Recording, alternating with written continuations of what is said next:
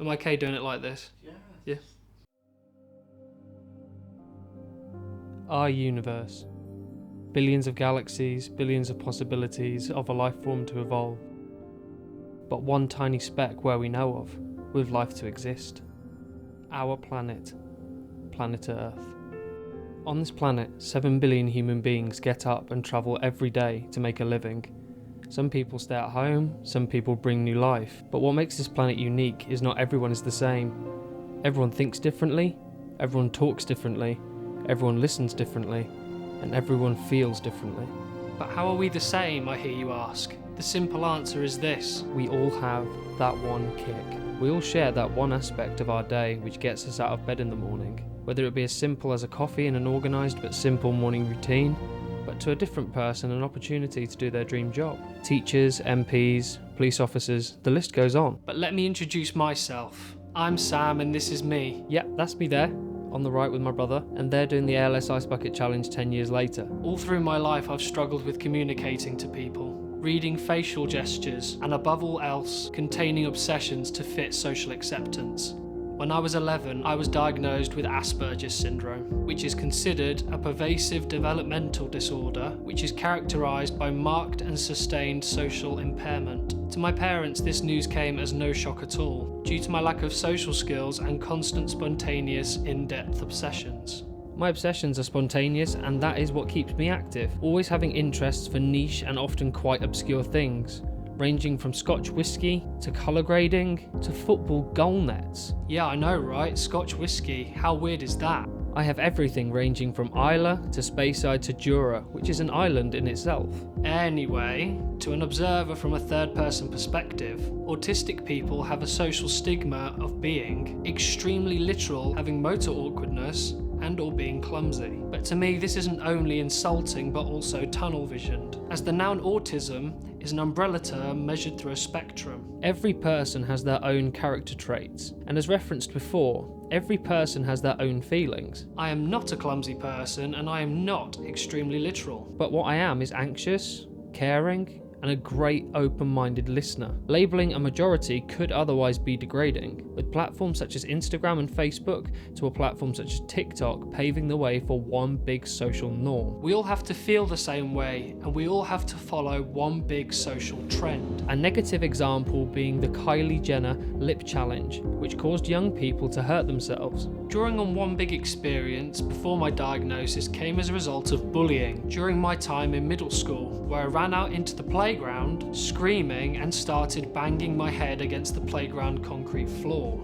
This all came as a result of the mainstream educational setting at the time not being as autism aware. However, what do I worry about? For me, I worry about work, and it's occurred to me as I've gotten older that society's judgment on a character has spread into the workplace. And this hypothesis came from myself being a teaching assistant for 2 years. I felt like I received no support, no balanced feedback, and no direct and clear instructions on how to perform the tasks which were set out for the class which I was due to help with. Because of this workplace experience, I decided I would investigate what the educational and governmental settings are doing to improve the environment for autistic people in the workplace as adults. Starting in the educational setting, many autistic people are likely to go undiagnosed or be misdiagnosed with other conditions. Families with autism reported a lack of clear and transparent pathways, with timely access needing to be improved through the Education Board. To many, a diagnosis can be life-changing, and what makes a diagnosis harder is the stigma of autism is the first thing considered when you have a boy and the last when you have a girl, with studies showing the ratio of men to women with autism to be anywhere between 2 to 1 or 16 to 1. I wanted to study diagnosis further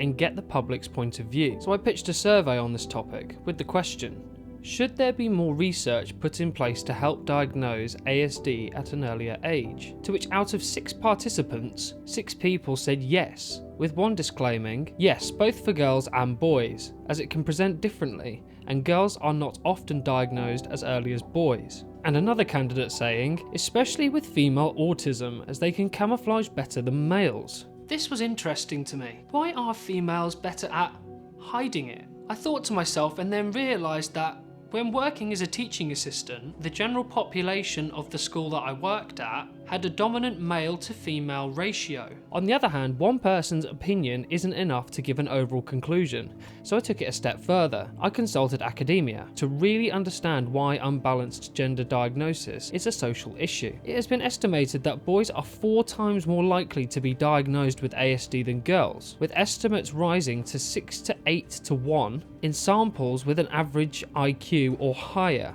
So now I'm thinking, why is this the case? Why? I read on. Some girls with ASD are missed at an early age with current diagnostic practices. Therefore, a better understanding of how gender influences the expression and diagnosis of ASD is needed. How is this fair? Surely for someone to work comfortably, they must first have to understand themselves and what makes them tick. Instead, girls are diagnosed much later and suffer from mental illnesses sparked by misdiagnosis or a lack of research. Where is this money going, which could fund this diagnosis? Don't even get me started. I mean, the fact that on the Autistic Society webpage there is a section dedicated to informing people about what suicide is really says it all. Mental health matters, and the lack of awareness for the individual's understanding of themselves really can provoke the feelings that no one should have to go through. No one. Research suggests that autistic people are at an increased risk of suicidal thoughts and attempts compared to non-autistic people. I hope this really makes you think. Yes, we have suicide prevention charities, of course we do, but why should it come to that stage? We need to understand autism further, we need to diagnose properly. I find it very difficult to express myself about my mental health, as I worry that others judge me for it. And personally, a day when I'm feeling low and I'm without a routine or a plan is like trying to walk through superglue.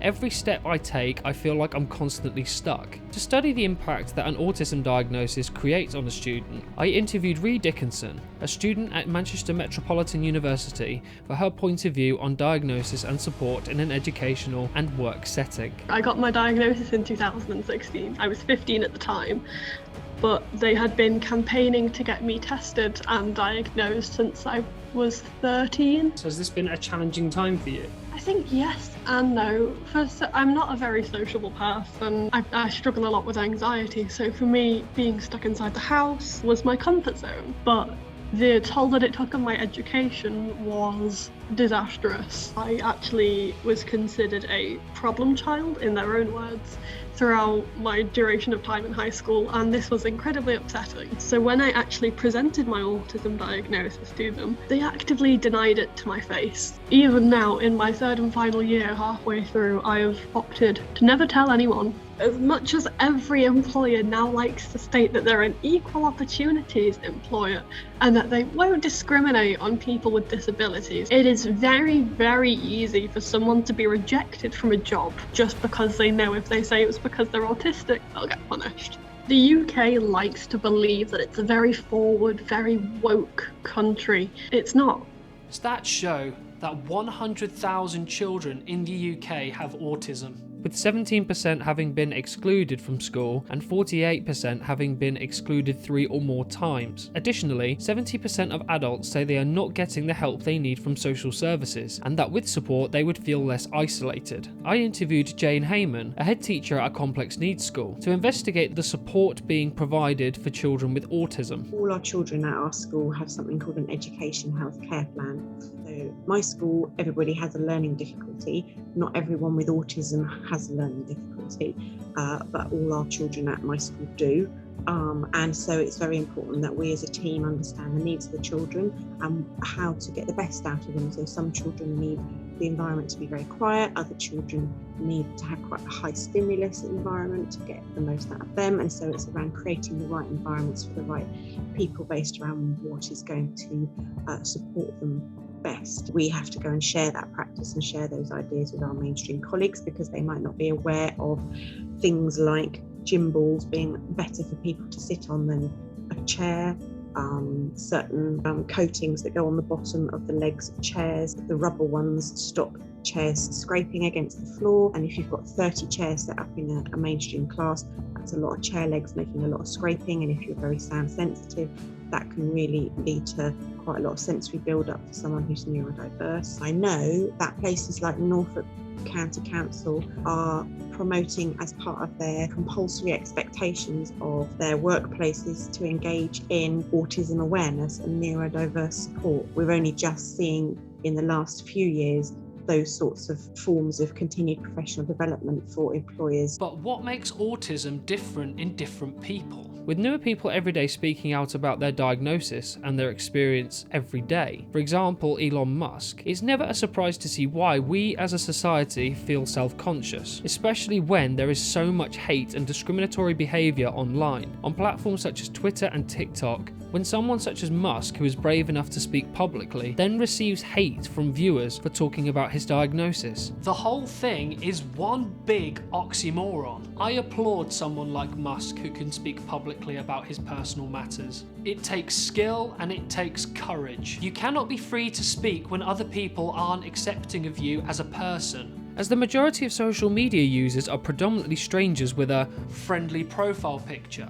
But the struggle with autism-related subjects doesn't just exist only in the UK. Currently, the costs of autism-related services in the US exceed $236 billion annually. And on top of this, the most recent unemployed statistics for adults with ASD show that 85% are unemployed and that 69% of them want to work. And what further sickens me is that research has provided that young adults with autism are 3 times more likely to have no daytime activities compared to individuals with other disabilities. And maybe, just maybe, there is a correlation between the rise in suicide cases of autistic people compared to mainstream young adults. This is not only less than productive, but saddening to picture. You cannot put all of your tokens in one of 2 baskets with a 50-50 chance without a risk of losing. Every condition must be treated the same. We are all human beings. The only protection we are given is under the Individuals with Disabilities Education Act. Heading into employment, we are still at a greater risk with low pay, no benefits and/or short-term contracts. Research highlights strong evidence of the benefits from hiring people with autism, such as a high degree of accuracy in visual perception, precise technical ability, and increased concentration for long periods of time. To study autism employment further, I travelled to Salford City College to interview Andrew Davis, a lecturer of media production who has a diagnosis of ASD.